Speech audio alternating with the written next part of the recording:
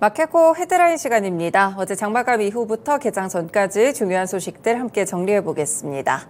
네, 첫 번째 소식입니다. 미국의 인플레이션 감축법의 이 세액 공제, AMPC라고도 하죠. 북미 지역에 공격적으로 증설을 했던 배터리 업계가 투자의 대가로 굉장히 큰 기대를 품었던 혜택이기도 합니다. AMPC는 현지에서 배터리를 생산해 판매하는 기업에 미국 정부가 사실상 직접 보조금을 주는 제도인데요. 그래서 많은 배터리 업체들이 미국에 투자를 진행하게 되면서 이에 대한 혜택을 함께 챙겨갔습니다. 그런데 이 인플레이션 감축법이 최근에는 오히려 배터리 산업의 발목을 잡고 있는 모습이 나타나고 있는데요. 바로 완성차 업체들이 여기에 대한 수혜 금액을 공유하자는 압박을 놓고 있는 것입니다.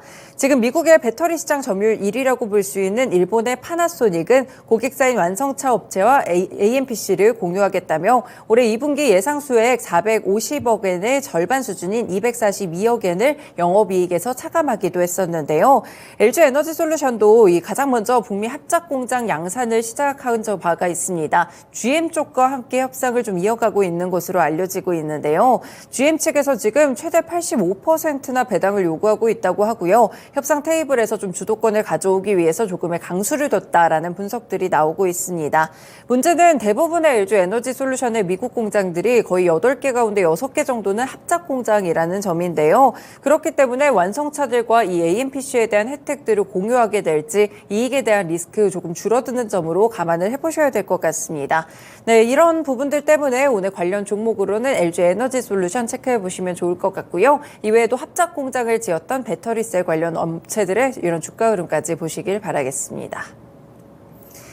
네, 두 번째 소식입니다. LPG 업계가 소비자의 부담을 덜어내기 위해서 12월 공급가를 동결하기로 했습니다. SK가스는 이번 달에 프로판 가격을 1kg당 1239.81원으로 부탄 가격은 1506.68원으로 이달과 동일하게 유지한다고 밝혔는데요. 이원 역시나 가정 그리고 상업용의 프로판 가격을 1kg당 1238.25원, 산업용 프로판은 1244.85원으로 각각 동결을 했습니다. 일단 국제 LPG 가격은 올라가면서 가격에 대한 인상 요인이 지금 발생했음에도 불구하고 소비자의 부담을 경감을 감안해서 공급가를 동결했다고 밝혔는데요. 앞서서 정부 쪽이 에너지 수요가 집중되는 동절기를 앞두고 정부 차원에서도 가격 인하를 위해서 세금 감면이라든지 난방비 지원 같이 업계에 적극적인 협조를 당부한 바가 있습니다. 일단 국제 LPG 가격은 계속해서 좀 상승하다가 12월쯤에 동결이 됐었는데 국제 LPG의 공급 가격은 한 달 뒤에 공급가에 반영이 된다는 점 살펴보실 수 있겠고요. 일단은 동결이 됐기 때문에 과연 이 업체들의 수익성에는 어떤 영향을 미치게 될지 체크해 보시면 좋을 것 같습니다. 언급된 SK가스라든지 이원같이 함께 체크해 보시면 되겠습니다.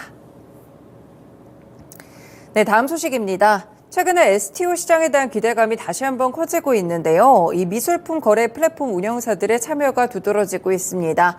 다수의 미술품 운영사가 금감원에 증권신고서를 제출하고 승인을 기다리고 있는데요. 이 미술품 가치 기초자산을 투자계약증권 형태로 발행한 STO를 장내시장에서 유통하기 위해서는 규제에 대한 특례를 받아야 됩니다. 이 미술품 조각투자 앱인 소투를 운영하고 있는 서울옥션블루는 지난 28일에 금감원에 증권신고서를 제출한 바가 있습니다. 직후에 이 7억 원 규모의 앤디 워홀 작품 달러사인에 대해서 첫 번째 조각투자 상품으로 선택한 바가 있었는데요. 또 열매 컴퍼니도 미술품 조각투자 공동구매 플랫폼 아트앤가이드를 통해서 미술품 투자계약증권을 발행하고 청약하고 공모하는 것을 진행할 계획입니다. 일단 보시면 투자계약증권은 현행 전자증권법상 발행이 불법입니다. 그래서 영업이 정지가 됐었는데 올해 7월에 사업구조가 개편되면서 영업이 재개됐다고 하고요. 일단 투자계약증권 자체가 아직 국내에서 발행된 사례가 없기 때문에 증권가에서는 조금 신중한 투자자들의 판단을 요구하고 있습니다. 일단 관련 종목들이 시간외에서 많이 움직였습니다. 최근에 STO 관련된 기대감들 커지고 있는 상황 속에서 갤럭시아 그룹주들이라든지 서울옥션, K옥션 같은 미술품 쪽으로까지 함께 체크해 두시면 좋을 것 같습니다. 다음 소식입니다. 네, 빠르면 이번 달부터 종이값이 7에서 8% 정도 오를 것으로 보이는데요. 지금 출판업계 쪽에 무림페이퍼나 한국재지 같이 제지업체들이 내년부터 인쇄용지의 가격을 7%가량 인상한다는 공문을 보냈습니다. 한솔재지는 8% 올리기로 했는데요. 이렇게 인쇄용지 가격이 인상되는 건 약 1년 만이고요. 앞서서 국내 제지업체들은 인쇄용지 가격을 지난해만 3차례 걸쳐서 30% 인상한 바가 있습니다. 일단 원료인 펄프 가격이 올랐기 때문으로 보이는데요. 다만 이렇게 된다면 책값이 올라갈 수도 있고 이 부분이 제한된다고 하더라도 출판업계에는 상당한 어려움으로 작용을 하겠죠. 그래서 일부 업체들은 엔저 효과를 누릴 수 있는 일본산 수입 종이를 권유하기도 한다고 합니다.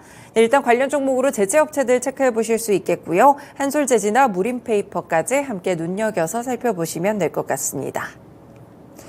다음 소식 역시나 단독 보도입니다. 롯데관광개발이 제주 드림타워를 개발하기 위해서 3년 전에 7천억 원 정도의 이 자금을 조달한 바가 있었는데요. 이 차입금에 대한 만기가 1년 연장됐다고 합니다. 현재 채권단과의 협의로 리파이낸싱을 진행 중에 있다라고 했었는데 기존 대주단과 만기 연장에 합의하게 된 것입니다.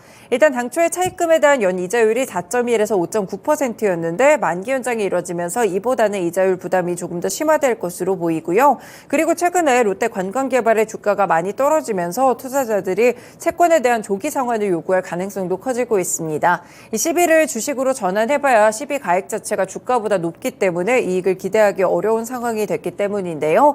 그래서 오늘 관련 종목으로는 롯데관광개발까지 체크해드릴 수 있겠습니다. 네, 마지막 소식입니다. 코스닥 시장 상장위원회 심의 의결을 거쳐서 코스닥 시장본부가 코셈과 오상 헬스케어 두 개사에 대해서 상장 예비 심사를 승인했다고 밝혔습니다. 일단 간단하게 코셈은 항해와 제어 및 정밀기기 제조업체고요. 오늘 보실 종목은 오상 헬스케어인데요. 의료용품과 기타 의약 관련 제품을 제조하는 업체입니다. 면역 진단기기나 분자 진단기기가 주요 제품으로 아실 수 있을 것 같고요. 지난해 매출액은 1,938억 9,300만 원, 그리고 영업이익은 493억 원이었습니다. 최대 주주는 오상회 18명이 지금 거의 다 갖고 있는 상황이고요. 오상이 38%입니다. NH투자증권이 상장 주선인으로 나선다고 하는데 이와 관련돼서 상장돼 있는 오상 자이엘의 주가가 어제장 시간외에서 움직였습니다. 오늘 정규장 흐름까지 함께 체크해 두시길 바라겠습니다. 네, 이렇게 개장 전에 중요한 소식들 6가지 함께 정리해드렸습니다. 마켓콕 헤드라인이었습니다.